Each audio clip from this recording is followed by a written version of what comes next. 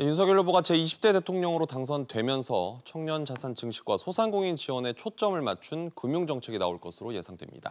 금융분야는 우형준 기자와 자세히 알아봅니다.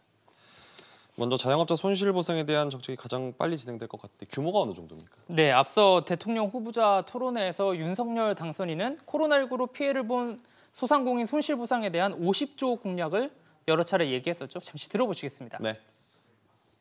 자영업자 소상공인은 방역이라는 이 공공정책에 의해서 손실을 본 분들이기 때문에 헌법상 손실보상의 개념으로 확실하게 그리고 신속하게 피해 보상을 해야 됩니다. 5월 취임 이후 추경안을 마련해 지원을 하면 이 소상공인들은 피해 보상을 한 두세 달 정도는 기다려야 합니다.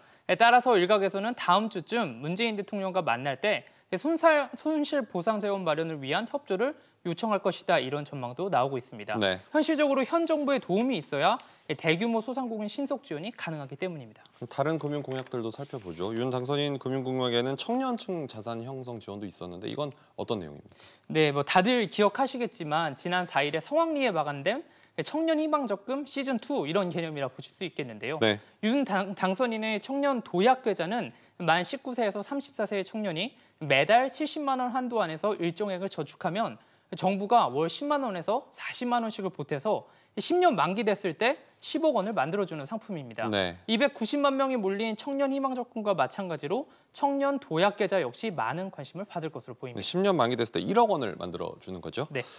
금융당국 조직에 대한 변화도 예고되고 있는데 이건 어떤 방향으로 갈까요? 네, 현재 금융위는 금융산업과 금융정책 수립을, 산하금융감독원은 금융기관의 건전성 관리를 담당하는 구조입니다. 하지만 지난 몇 년간 사모펀드 논란 등으로 금융소비자 보호가 미흡했다, 이런 지적이 제기되어 왔습니다. 이에 지난달 금융분야 전문가 300여 명은 관치에 휘둘리지 않는 감독 조직의 독립을 주장하기도 했습니다. 잠시 들어보시겠습니다. 네.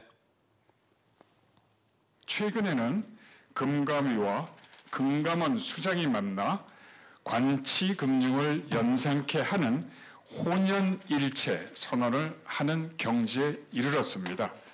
따라서 향후 정부 조직 개편 논의 때 금융정책과 감독 분리 문제도 함께 다뤄질 전망입니다. 소비자 보호가 미흡했다는 지적이 있었던 만큼 이 부분도 손댈 것으로 보이죠. 우 기자, 잘 들었습니다.